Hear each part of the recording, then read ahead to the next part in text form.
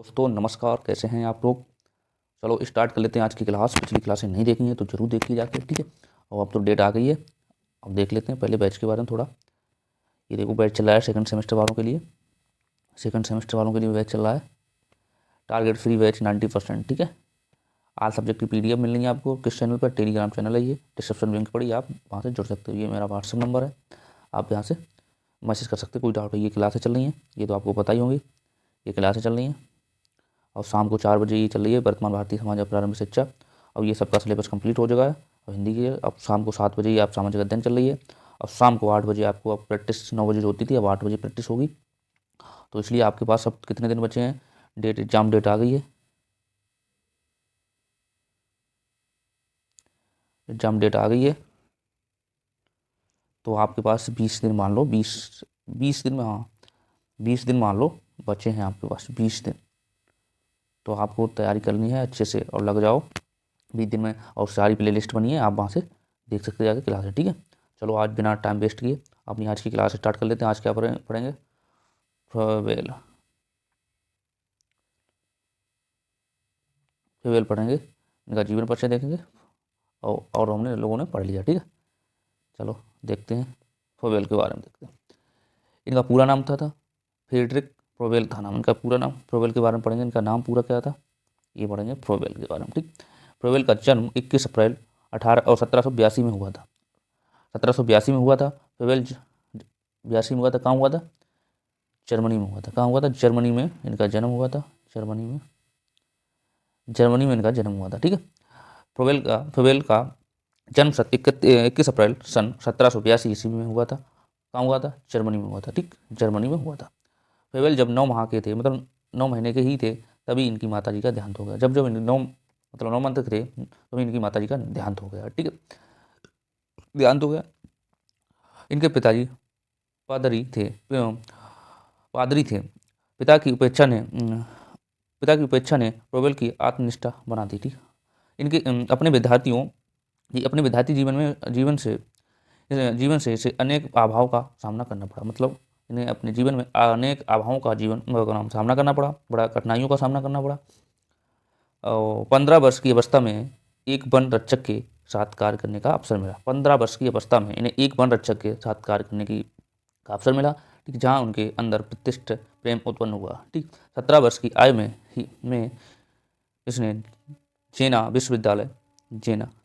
विश्वविद्यालय में प्रवेश लिया, किंतु धन के अभाव के कारण वे अध्ययन नहीं कर सके। मतलब उसमें उन्होंने फीस पे नहीं कर पाई, मतलब वहाँ पे इन पे इतना धन नहीं था जो वहाँ पे वो फीस जमा कर सकते थे।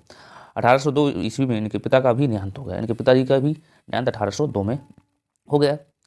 और परंतु हो गया उसने आत्मनिर्भर होने के लिए नौकरियां की। मतलब जब उनका मम्मी पापा, मतलब माता पिता खत्म हो गए, तो उन्हें आत्मनिर्भर होने के लिए, अपने को जीवित रखने के लिए नौकरियां की, आत्मनिर्भर बने। परंतु किसी में भी इनका मन नहीं लगा। मतलब इनका किसी में भी मन नहीं लगा। यानी मतलब ये फ्रोबेल का जन्म 21 अप्रैल 1782 में हुआ था। कहाँ हुआ था, जर्मनी में हुआ था। जब 9 माह के थे, मतलब 9 मंथ के थे, 9 महीने के थे, तभी इनकी माता जी का देहांत हो गया। उसके बाद इनके पिताजी का भी देहांत हो गया। मतलब घर की ज़्यादा स्थिति बढ़िया ना होने के कारण इनकी पढ़ाई अध्ययन नहीं हो पाया अच्छे से। और उन्हें 15 वर्ष की अवस्था में एक वन रक्षक की जॉब करनी पड़ी। और 17 वर्ष की आयु में जनेवा विश्वविद्यालय में प्रवेश लिया, परंतु धन ना होने के कारण वो उन्हें छोड़ना पड़ा। और 1802 ईस्वी में इनकी पिताजी का भी देहांत हो गया था, ठीक है। तो इसका आप ले लो स्क्रीनशॉट। आगे देखते हैं। आगे सन 1816 ईस्वी में फ्रोबेल ने अपने शिक्षा संबंधी विचारों को लेखबद्ध किया। 1816 में इन्होंने अपने लेख प्रस्तुत किए, जिसके एजुकेशन ऑफ मैन नाम एक पुस्तक लिखी। इन्होंने एक एजुकेशन ऑफ मैन नामक पुस्तक तैयार की, जिसका प्रकाशन 1826 ईस्वी में किया गया था। सन 1837 में बेकेलनबर्ग में एक विद्यालय की स्थापना की थी। 1839 में उसने इस विद्यालय को बालोद्यान या छपदमत हवा मद नामक नाम दिया था, ठीक।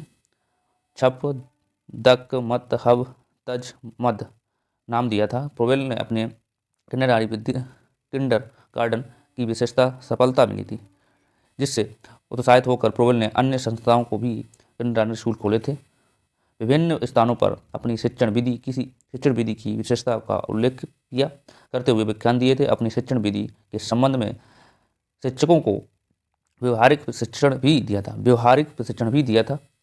तत्कालीन जर्मनी सरकार ने प्रोवेल के कार्य को सामाजिक का प्रचार करने का समझकर उसे प्रतिबंधित कर दिया था। इन्होंने, जो फ्रांस की सरकार थी, उन्होंने कहा ये सामाजिक प्रचार कर रहे हैं, तो उन्हें प्रतिबंधित कर दिया था और कृतिक होकर उन्हें आध्यात्मिक प्रबल गंभीर घात पहुंचा और इनकी निधन हो गया। निधन कब हो गया था? इनका निधन हो गया था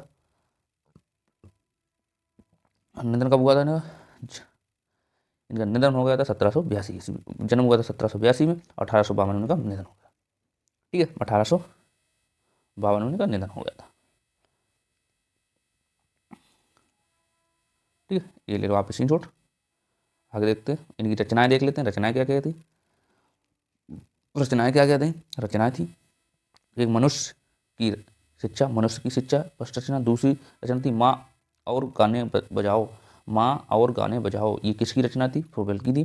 तीसरी थी विकास के द्वारा शिक्षा देना। चौथी थी किंडरगार्टन शिक्षण शास्त्र। ठीक, ये 4 उनकी रचना थी। इंपॉर्टेंट रचना है, ये आपसे पूछ लिया जाती है। यहाँ तो छोड़ो, आपको सीटेट में भी ये आपसे पूछा जाता है, टेट में भी ये पूछा जाता है और सुपर टेट में भी आपसे ये पूछा जाता है। तो ये आपके हर जगह काम आएंगे, ये रचनाएं हर जगह काम आती हैं। एक नंबर आपका पक्का हो जाएगा। ठीक है, ये हर जगह आपके लिए काम आती हैं। तो इसका ले लो आप स्क्रीनशॉट। अब देखते हैं आगे क्या है। शिक्षा का अर्थ। इन्होंने शिक्षा का अर्थ क्या बताया? शिक्षा का अर्थ देख लेते हैं। प्रोवेल शिक्षा को विकास की प्रक्रिया मानते थे। ये शिक्षा को एक संतति से दूसरी संतति को, मतलब एक परम स्थान से दूसरे स्थान तक परंपरागत अनुभवों को सौंपना नहीं मानता था और ना ही इसको कुछ शक्तियों का विकास के रूप में देखता था। इनके अनुसार शिक्षा अपने उच्चतम स्तर पर विकास की प्रक्रिया को जानना, अनुभव करना है। इन्होंने का मानना था कि उच्च स्तर पर विकास की प्रक्रिया को जानना और अनुभव करना ही शिक्षा है। इसमें इनका विश्वास था कि प्रत्येक बालक में अपने पूर्ण विकास की भावना नियत होती है। इनका मानना था प्रत्येक बालक में अपने पूर्ण विकास की भावना नियत होती है। ठीक है, जिस प्रकार बीज में संपूर्ण वृक्ष रूप नहीं होता। इनका मानना था जिस प्रकार बीज में वृक्ष का रूप नियत नहीं होता है, जिस प्रकार बीज में संपूर्ण वृक्ष का रूप नियत होता है, जैसे बीज में वृक्ष का पूरा रूप नियत होता है, उसी प्रकार बालक में संपूर्ण व्यक्ति या मनुष्य का रूप नियत होता है। उन्होंने उसी प्रकार से कहा है, जैसे एक बीज होता है उसमें पूरा पौधा नियत होता है, उसी प्रकार बालक में संपूर्ण व्यक्ति या मनुष्य का रूप नियत होता है। जिस प्रकार स्वाभाविक वातावरण में बीज बढ़कर संपूर्ण वृक्ष बन जाता है, उसी प्रकार बालक पूर्ण मानव बन जाता है। जिस प्रकार स्वाभाविक वातावरण में बीज बढ़कर संपूर्ण वृक्ष बन जाता है, उसी प्रकार बालक उस वातावरण में रहकर पूर्ण मानव या मनुष्य बन जाता है। ठीक, तो ये इनका शिक्षा का अर्थ था। ये आप देख लो, ये इंपॉर्टेंट है, पूछ लिया जाता है। शिक्षा का अर्थ फ्रोबेल के अनुसार क्या है, तो ये 2 नंबर में आपसे पूछा जाता है। तो इसका आप ले लो स्क्रीनशॉट।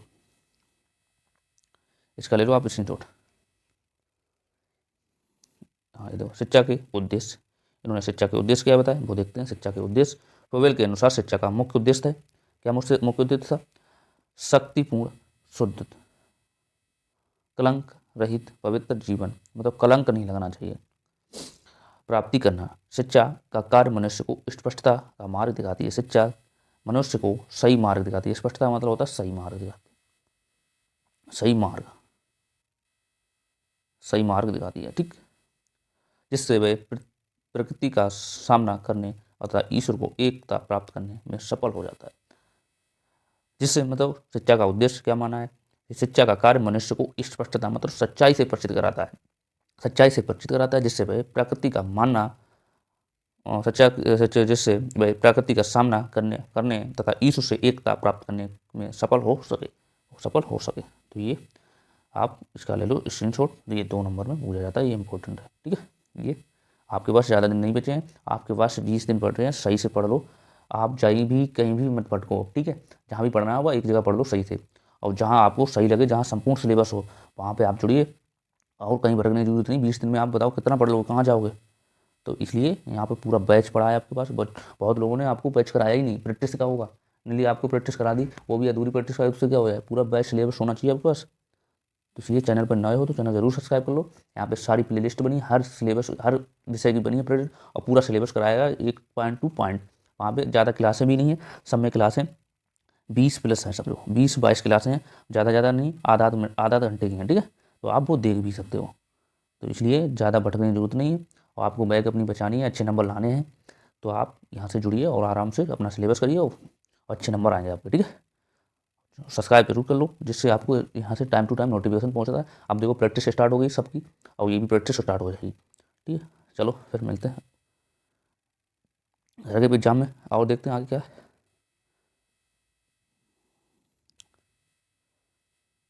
शिक्षा का उद्देश्य तो हो गया। पाठ्यक्रम कैसा होना चाहिए इनके हिसाब से, पाठ्यक्रम कैसा होना चाहिए, पाठ्यक्रम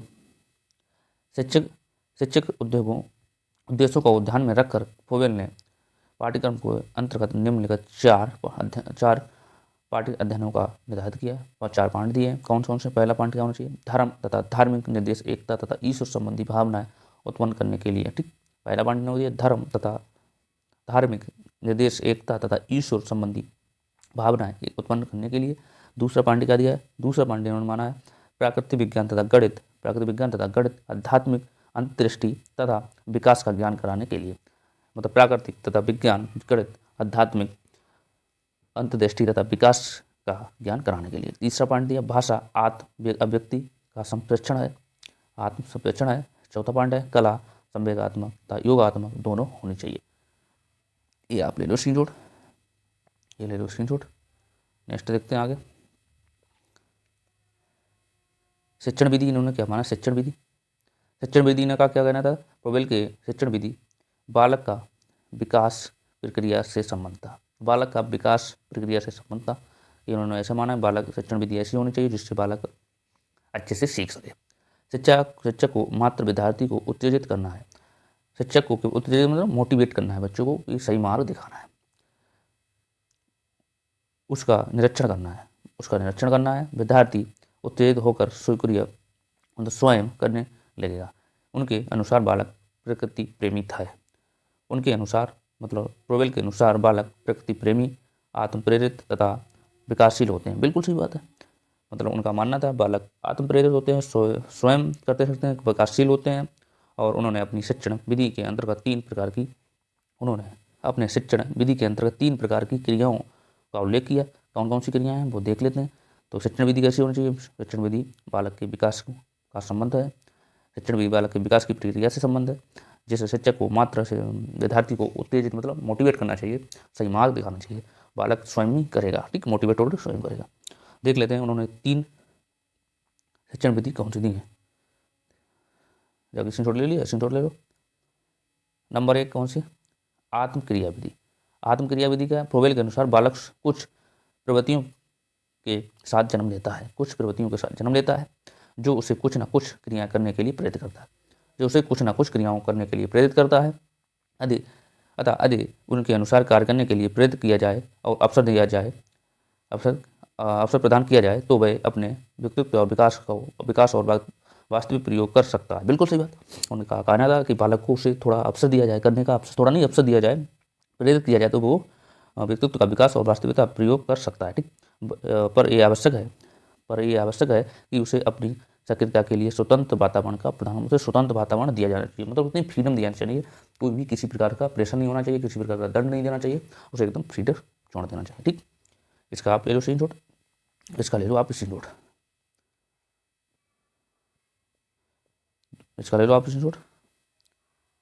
देख लें। सामाजिक क्रिया, दूसरा पॉइंट हमारा क्या है? सामाजिक क्रिया का पोवेल सामाजिक क्रियाओं को अपनी शिक्षण पद्धति का आधार बनाया था। क्या बनाया था? आधार बनाया था। पोवेल सामाजिक क्रियाओं को अपनी शिक्षण पद्धति पर आधार बनाया था। उसका विश्वास है कि आत्मक्रिया की अनुभूति सामाजिक वातावरण से संबंधित है। बिल्कुल सही बात, सामाजिक वातावरण से संबंधित है, संभव है या संबंधित है, एक ही बात है। पोवेल सामाजिक क्रियाओं को अपनी शिक्षण पद्धति पर आधारित बनाया। उसका विश्वास है कि आत्मक्रिया की अनुभूति सामाजिक वातावरण में ही संभव है। उनका कहना था मतलब सामाजिक वातावरण से ही संभव है। उनका कहना था कि मनुष्य एक सामाजिक प्राणी है। बिल्कुल सही बात, उनका मानना था मनुष्य एक सामाजिक प्राणी है। ये किसका कथन है? ये बूझ लिया जाता है, ये कथन किनका है? कथन बूझ लिया जाता है तो आप फेवेल फेवेल, ठीक, ये कथन बूझ लिया जाता है सीधे सीधे, ये ऐसे बूझ लिया जाता है। स्टेट है और सी टेट, टी टेट में कम बूझा जाता है एवं सुपर टेट में ज़्यादा बूझा जाता है। ये आया हुआ क्वेश्चन है कि मनुष्य एक सामाजिक प्राणी है, किसका कथन है? तो आप फेवेल लगा सकते हो। अतः बालक की शिक्षा का संबंध सामाजिक समाज से स्थापित किया गया है, मतलब बालक की शिक्षा का संबंध समाज से स्थापित किया जाए। उनका मानना था बालक का जो विकास है, बालक का विकास सामाजिक से स्थापित किया जाए। इस प्रकार फोवेल ने बालक के विकास में शिक्षा के सामाजिक पहलू पर भी बल दिया, सामाजिक पहलू पर भी बल दिया है। ठीक है, बालक के विकास में शिक्षा के सामाजिक पहलू पर भी विकास बहुत जोर दिया है। ठीक, तो उसका ले लो आप इससे जोड़। नेक्स्ट देखते हैं दूसरी का खेल विधि बताई उन्होंने। क्या बताया? खेल विधि। फोवेल के अनुसार शिक्षा खेल के द्वारा अच्छी तरह से प्रदान की जा सकती है। बिल्कुल सही बात। किसी बच्चे को आप किसी को खेल खेल में सिखाओगे तो अच्छा सीख जाएगा। ठीक है, क्योंकि खेल में बालक की सहज रुचि होती है, सहज रुचि होती है। बालक के विकास का सर्वोच्च रूप खेल ही है। बालक के विकास का सर्वोच्च रूप खेल ही विधि है। ठीक है, क्योंकि ये सक्रिय होती है, मतलब स्वयं करने की क्रिया होती है। अतः अंतःकरण का वास्तविकृत प्रतिनिधि आंतरिक आवश्यकताओं को प्रकट करने के लिए आंतरिकरण तथा प्रतिनिधित्व करता है और उत्पन्न करता, स्वतंत्रता देता, शांति देता, संतोष देता, बाह्य जगत का शांति प्रदान करता है खेल विधि से। ठीक है, तो किसी को आपको खिलाया तो खेल खेल में वो अच्छा सीख जाता है। चलिए रोशनी छोड़। अनुशासन, अनुशासन उनके अनुसार कैसा होना चाहिए? अनुशासन, अनुशासन कैसा होना चाहिए? अनुशासन,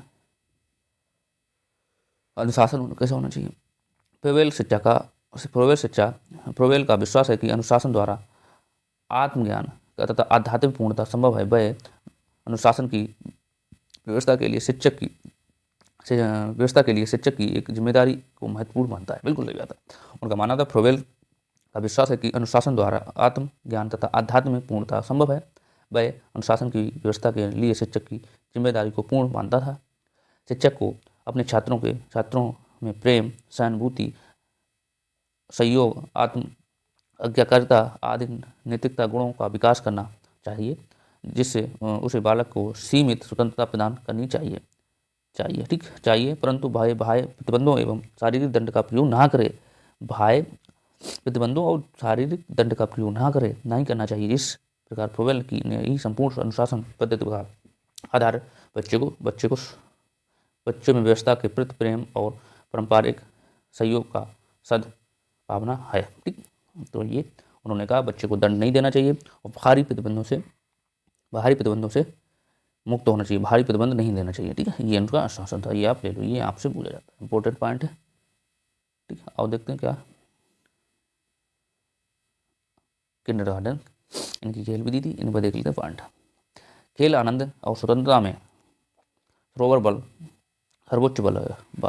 विद्यालय लघु समाज और बालकों का समुदाय है। ये खेल सहयोग, स्वयं क्रिया और आत्म अभिव्यक्ति के अन्य संसाधनों द्वारा बालकों को अपनी रचना शक्तियों का प्रयोग करने, अपने व्यक्तित्व का निर्माण करने, सत्य, न्याय और उत्तरदायित्व के गुणों को सीखने एवं सामाजिक जीवन मूल्यों और विधियों को समझने का अवसर प्रदान करता है। ठीक, अवसर प्रदान करता है। जितना बालक को अवसर दोगे उतना ही वो ज़्यादा सीखेगा। ठीक है, जितने बालक को अवसर दोगे वो उतना ही ज़्यादा सीखेगा। तो ये फोवेल आज हो गए। तो इसमें और देखते हैं, थोड़ा 2-3 पॉइंट और देख लेते हैं, फिर नेक्स्ट पढ़ेंगे। ठीक है, क्या पढ़ेंगे इनका? ये तो सीख लिया। इनका सिद्धांत क्या थे, किंडरगार्टन की प्रणाली के सिद्धांत क्या थे?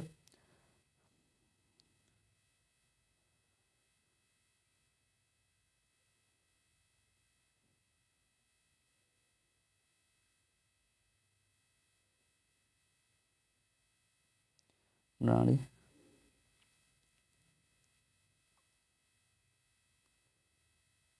के सिद्धांत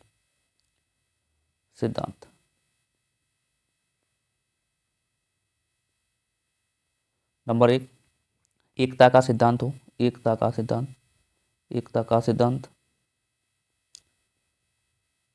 एकता का सिद्धांत। दूसरा हो जाएगा विकास का सिद्धांत, विकास का सिद्धांत। सिद्धांत। तीसरा हो जाएगा स्वतंत्रता का सिद्धांत, स्वतंत्रता का सिद्धांत।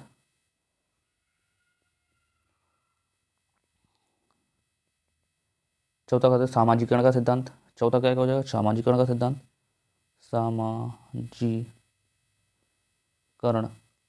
का सिद्धांत, का सिद्धांत। छठा पांचवा हो जाएगा खेल, खेल, खेल द्वारा शिक्षण का सिद्धांत, का सिद्धांत। ये पूछ लिया जाता है, ठीक है। अब हम पढ़ेंगे नेक्स्ट पॉइंट, नेक्स्ट टॉपिक पढ़ेंगे, नेक्स्ट टॉपिक पढ़ेंगे। नेक्स्ट क्या पढ़ रहे हैं वो आप पढ़ेंगे? नेक्स्ट एक पॉइंट पढ़ा है मॉन्टेसरी वाला, ठीक, मॉन्टेसरी वाला पढ़ेंगे, ठीक है। आप पढ़ रहे होंगे मॉन्टेसरी वाला, थोड़ा उसे भी देख लेते हैं। स्टार्ट करेंगे आज मॉन्टेसरी वाला, ठीक है। मॉन्टेसरी पढ़ रहे हैं, ठीक है। टाइम बचा नहीं है, पढ़ लो जल्दी जल्दी, ठीक। मॉन्टेसरी पढ़ रहे हैं, मारिया मॉन्टेसरी, ठीक। पॉइंट आज पढ़ेंगे। और नेक्स्ट होगा विचारक मारिया, ये अपने सिलेबस में है, ठीक है। ये अपने सिलेबस में है, मारिया मॉन्टेसरी, मॉन्टेसरी,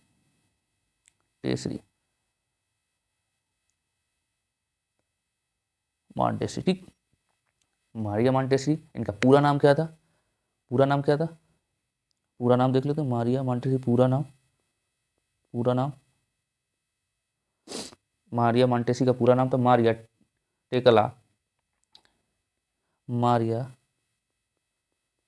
मारिया टेकला, टेकला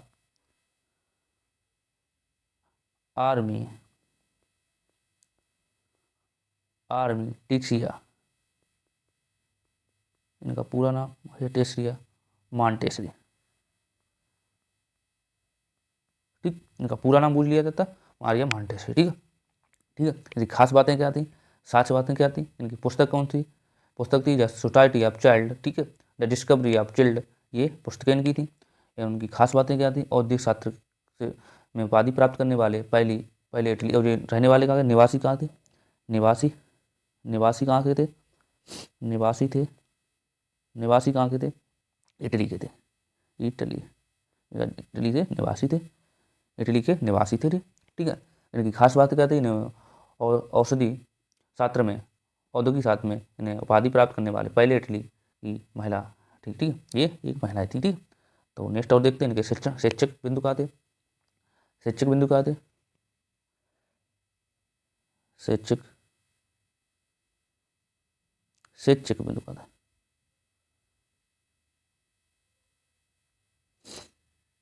शिक्षक बिंदु, बिंदु। तो अब देख लेते हैं पहला पॉइंट, देख लेते हैं पहला पॉइंट, पहला पॉइंट देख लेते हैं। मॉन्टेसरी प्रणाली शुरुआत में मंद बुद्धि या अधिगम अक्षमता वाले बालकों के लिए बनाई गई थी जो उसे 7 वर्ष के थे। नंबर 1 पॉइंट लिखते हैं मॉन्टेसरी, मॉन्टेसरी, मॉन्टेसरी प्रणाली शुरुआत, शुरुआत में मंद बुद्धि, मंद बुद्धि या अधिगम, अधिगम अक्षमता, अक्षमता वाले, वाले बालकों के लिए बनाई गई थी, के लिए बनाई गई थी, ठीक है। जिसमें उसे 7 वर्ष के बच्चे थे, जिसमें 7 वर्ष के बच्चे थे, जिसमें 7 वर्ष के बच्चे थे, 7 वर्ष के बच्चे थे, ठीक है। ये पॉइंट लिख सकते हो। दूसरा पॉइंट करते हो दूसरा पॉइंट कर दो, बच्चा एक शरीर है जो बढ़ता है, एक आत्मा है जो विकास होता है। विकास के इस रूप को कृपा ना बनाए। ठीक, कृपा का रूप ना बनाए, कृपा का रूप ना बनाए। इन्होंने मानना था बच्चा एक शरीर है, बच्चा एक शरीर है, बच्चा एक शरीर है,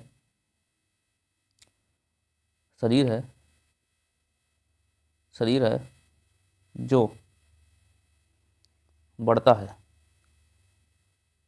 है, एक आत्मा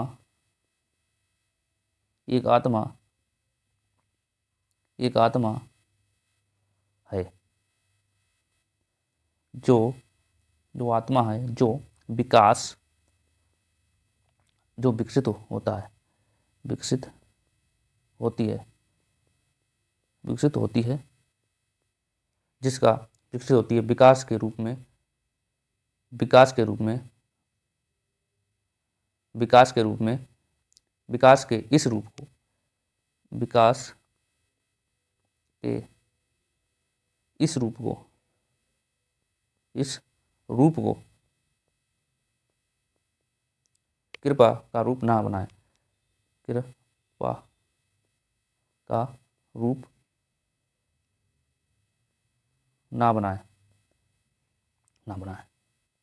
ठीक, इनका पॉइंट था। ये आप इंद्रिय ज्ञान का शुरुआती दौर है। एक पॉइंट और लिख दो, इंद्रियां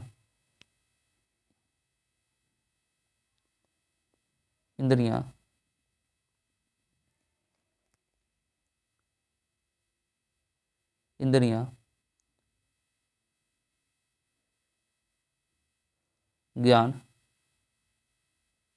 का शुरुआती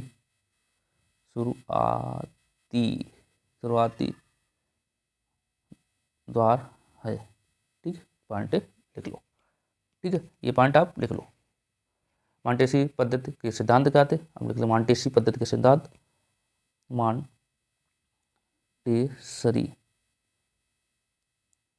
पद्धति के सिद्धांत,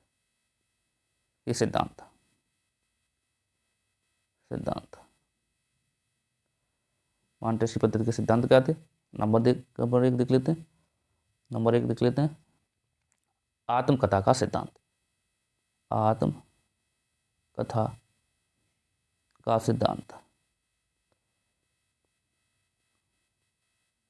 दूसरा देख लेते हैं स्वतंत्रता का सिद्धांत, तीसरा देख लेते हैं ज्ञान इंद्रियों का सिद्धांत या व्यक्तित्व का सिद्धांत। तीसरा देख लेते हैं व्यक्तित्व का सिद्धांत, विकास का सिद्धांत। ठीक है, खेल विधि द्वारा शिक्षण का सिद्धांत। चौथा लिख लो, खेल, ये ऐसा कोई आपको नहीं पढ़ाया, ये नोट आप मैच कर लेना। खेल विधि द्वारा सिद्धांत, खेल विधि द्वारा शिक्षा का सिद्धांत, खेल विधि द्वारा शिक्षा का सिद्धांत,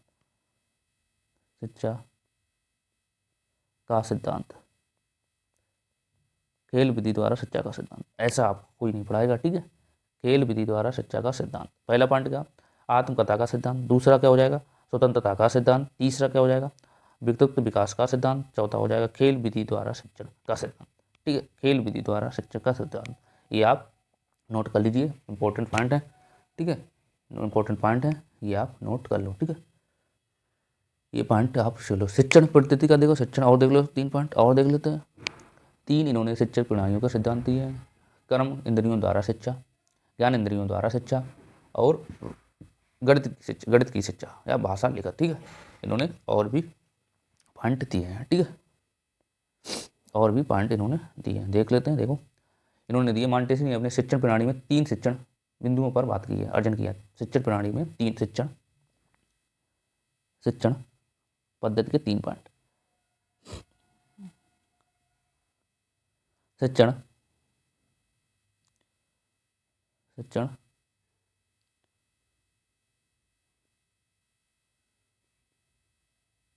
शिक्षण पॉइंट बिंदु, शिक्षण बिंदु बिंदु ठीक। शिक्षण बिंदु देखते हैं। शिक्षण बिंदु क्या? शिक्षण बिंदु शिक्षण बिंदु ने का पहला पॉइंट क्या दिया? पहला पॉइंट दिया कर्म इंद्रियों द्वारा, कर्म इंद्रियों द्वारा शिक्षा, द्वारा शिक्षा, कर्म इंद्रियों द्वारा शिक्षा ठीक। दूसरा दिया है ज्ञान इंद्रियों द्वारा शिक्षा,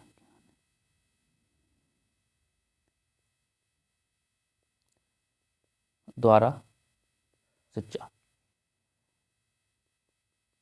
तीसरा पॉइंट इन्होंने क्या दिया? तीसरा पॉइंट इन्होंने दिया है गणित की शिक्षा, गणित की भी शिक्षा देनी चाहिए, गणित की शिक्षा ठीक है। गणित की शिक्षा या भाषा की शिक्षा, या भाषा की शिक्षा, या भाषा की शिक्षा, भाषा की शिक्षा,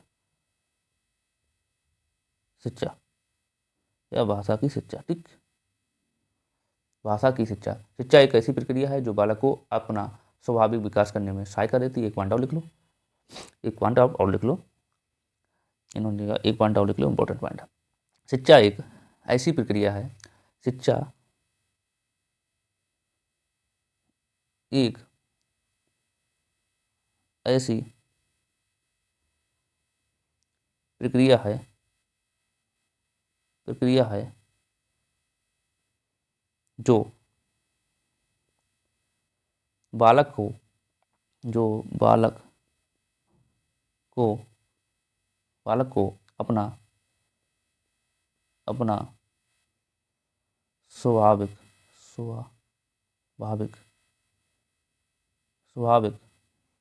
विकास करने में स्वाभाविक विकास करने में सहायक है ठीक। स्वाभाविक विकास करने में सहायक है। शिक्षा का तीसरा पॉइंट लिखना चाहो लिख सकते हो। शिक्षा का उद्देश्य बालक की जन्मजात शक्तियों का विकास, ज्ञानेंद्रियों का, कर्म इंद्रियों का प्रशिक्षण, समायोजन तथा भावी जीवन की तैयारी करना, भावी जीवन की तैयारी करना ठीक है। और लिखना चाहो लिख सकते हो पॉइंट। और ये लिख दो पाठ्यक्रम कैसा होना चाहिए। पाठ्यक्रम, इन्होंने पाठ्यक्रम पर ज़्यादा जोर दिया। पाठ्यक्रम कैसा होना चाहिए? पाठ्यक्रम कैसा होना चाहिए? पाठ्यक्रम कैसा होना चाहिए?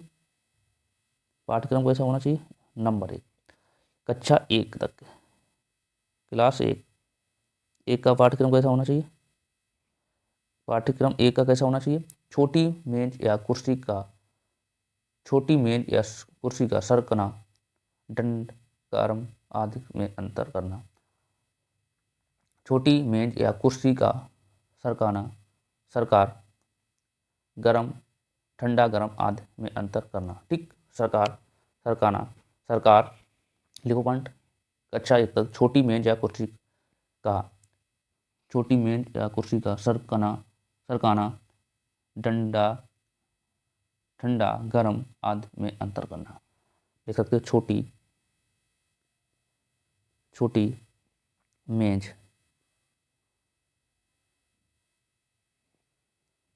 मेज होना चाहिए, गरम आदि में अंतर करना, ठंडा गरम में अंतर करना चाहिए, कुर्सी का सरकाना होना चाहिए, ठंडी या कहते हैं गरम आदि में अंतर करना, ठंडा गरम में अंतर बताना चाहिए। इतना करना चाहिए पहले आदि में ठीक, अंतर बताना चाहिए। दूसरा देखो कक्षा 2 में बच्चे के लिए कितना शिक्षण देना चाहिए? कक्षा 2 के लिए शिक्षण कितना देना चाहिए? 2 के लिए कपड़े बदलना, मुंह धोना, सही सहज बैठना आदि, रंग आदि का ज्ञान कराना चाहिए। कपड़े बदलना ठीक, कक्षा 2 में बालकों के लिए, ठीक। कक्षा बदलना, मोह, मोह धोना, मुँह धोना, सही, सहज, सहज, बैठना, ये सब सिखाना चाहिए। बैठना आदि सिखाना चाहिए, आदि, रंग आदि का ज्ञान कराना चाहिए या बैठाना सिखाइए, ठीक है। कक्षा 4 में क्या करना चाहिए? कक्षा 4 के बच्चों के लिए, 4 के बच्चों के लिए, कक्षा 4 के बच्चों के लिए, मतलब क्लास 4 के बच्चों के लिए, क्लास 4 के बच्चों के लिए क्या होना चाहिए? बर्तन धोना, खाना परोसना, सिखाया सिखाना, लिखना, पढ़ना, गणित समझना, ठीक। बर्तन, बर्तन धोना, धोना, खाना परोसना, परोसना, परोसना, लिखना, पढ़ना, पढ़ना, पढ़ना, गणित समझना, गणित समझना, गणित समझना, समझना, ये सब चौथी क्लास के, चौथी क्लास के बच्चों के लिए सिखाना चाहिए, चौथी कक्षा के लिए सिखाना चाहिए। तीसरी कक्षा बोले, कक्षा 30, कक्षा 3, क्लास 5 के लिए बच्चों के लिए क्या होना चाहिए? क्लास के 5 बच्चों के लिए, 5 के बच्चों के लिए क्या होना चाहिए? पीछे के कार्य की पुनरावृत्ति, पीछे के कार्य एवं की पुनरावृत्ति, पुनरावृत्ति,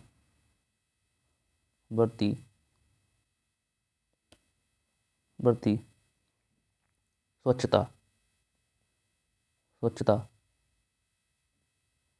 स्वच्छता पर विशेष,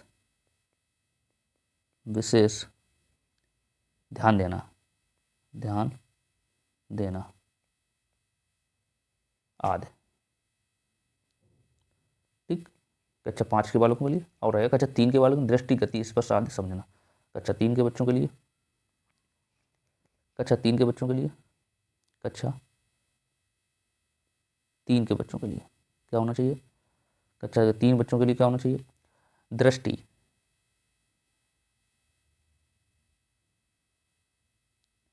दृष्टि,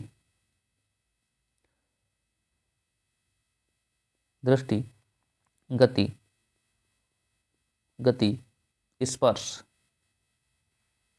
स्पर्श आदि, आदि समझाना, जाना, ठीक है। ये होना चाहिए।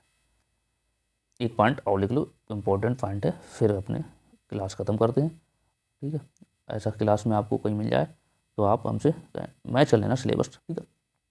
मांटेसी के अनुसार शिक्षक एक सहायक एवं निर्देश की तरह जो जरूरत पड़ने पर ही हस्तक्षेप करे, वह मित्र की तरह तरह हो तथा बालक को एक साथ सहानुभूति रखे, ठीक। ये मोस्ट इंपॉर्टेंट पॉइंट है, इंपॉर्टेंट पॉइंट है। मांटेसरी, मांटेसरी, मांटेसरी के अनुसार, के अनुसार, अनुसार शिक्षक, मांटेसरी का शिक्षक, शिक्षक एक सहायक, सहायक एवं निर्देश, निर्देश की तरह, की तरह, तरह जो जरूरत, जरूरत, जरूरत पड़ने पर, पड़ने पर ही, पड़ने पर ही हस्तक्षेप करे, करे, वह मित्र, करे, वह मित्र की तरह हो, मित्र की तरह हो तथा, तथा बालक, बालक के साथ, के साथ, बालक के साथ सहानुभूति, सहानुभूति, सहानुभूति रखे। ठीक, ये था इम्पोर्टेंट पॉइंट। तो ये थी आज की क्लास। कैसी लगी कमेंट बॉक्स में जरूर बताना। आज खत्म हो गया यूनिट अपना फर्स्ट, आज खत्म हो गया अपना यूनिट फर्स्ट, आज यूनिट फर्स्ट खत्म हो गया। ठीक है, आज यूनिट फर्स्ट खत्म हो गया। कल पढ़ेंगे यूनिट सेकंड। ठीक, जिसमें हम लोगों ने आज देख लेते हैं, थोड़ा हल्का हल्का देख लेते हैं, हल्का हल्का देख लेते हैं क्या है, क्या पढ़ा हमने यहाँ से, थोड़ा एक बार देख लेते हैं हल्का हल्का। यहाँ से देखा किंडरगार्टन पद्धति है। फिर क्या पढ़ा हम लोगों ने, आज पढ़ा मॉन्टेसरी। ठीक, मॉन्टेसरी पढ़ा, मॉन्टेसरी पढ़ा, मॉन्टेसरी पढ़ा। इनका पूरा नाम क्या था ये सब, इसका आप स्क्रीनशॉट ले लो। ये खत्म हो गया, इनका स्क्रीनशॉट ले लो। ये खंड खत्म हो गया। और चैनल सब्सक्राइब ना करो अभी तक, ये भी कर लेना। इन्होंने कहा था शिक्षा के पाठ्यक्रम को कहते हैं कक्षा 1 की शिक्षा का मेज कुर्सी आदि का ज्ञान कराना चाहिए, छोटी छोटी अंतर बताना चाहिए, गर्म और ठंडा का, गर्म और ठंडा, गर्म मेज कुर्सी, गर्म और ठंडा, गर्म और ठंडा, ठंडा का, ठंडा का आदि का अंतर कर दिखाना चाहिए। ठीक, कक्षा 1 के बालकों के लिए, फिर 2 के लिए, फिर 4 के बच्चों के लिए क्या होना चाहिए, 5 के बच्चों के लिए क्या होना चाहिए, 6 के बच्चों के लिए 5 तक इन्होंने बताया। ठीक, तो ये थी आज की क्लास। ये क्लास यूनिट 1 खत्म हो गया, यूनिट 1 खत्म हो गया। यूनिट जो खंड खा था, खंड खंड का खत्म हो गया, खंड खंड जो का था ये खत्म हो गया। ठीक, क्या ये खंड का खत्म हो गया, खत्म हो गया। अब हम कल क्या पढ़ेंगे, कल पढ़ेंगे खंड खा, खंड खा पढ़ेंगे, खंड खा पढ़ेंगे। इसमें क्या पढ़ रहे होंगे, इसमें पढ़ेंगे शिक्षा और समाज। क्या पढ़ेंगे, शिक्षा और समाज, समाज, शिक्षा और समाज पढ़ रहे होंगे। ठीक, तो चैनल अभी तक सब्सक्राइब ना करोगे तो चैनल जरूर सब्सक्राइब कर लो, जिससे आपको इसका लाभ मिल सके। ठीक है, इसमें शिक्षा में समाज में क्या पढ़ेंगे, शिक्षा और समाज का अंतर संबंध पढ़ेंगे, शिक्षा के भावी कारक, परिवार, समाज, विद्यालय, राज्य, ये सब हम पढ़ रहे होंगे। ठीक है, तो आज की ये क्लास थी। ठीक है, तो ठीक है, चैनल सब नए हो तो जरूर सब्सक्राइब कर लेना। ऐसा आपको कहीं मिले तो आप देख लेना। एक चीज़ें नोट इंपॉर्टेंट पॉइंट ये यहाँ तो आप पढ़ ही रहे हो। जैसे आप टेट दोगे तो टेट दोगे, टेट आने वाला है, जैसे आप DL कर रहे टेट और सुपर टेट दोगे ना, तो सेम यही क्वेश्चन आपको मिलेंगे। आपने ये सिलेबस कंप्लीट कर लिया ना, तो आपको एक्स्ट्रा कहीं पढ़ने की जरूरत नहीं पड़ेगी। अब जब आप सुपर टेट तैयारी करोगे आपको ये सिलेबस मिलेगा सारा। ठीक है, चलो फिर मिलते हैं नेक्स्ट क्लास में। तब तक के लिए थैंक यू और बाय बाय।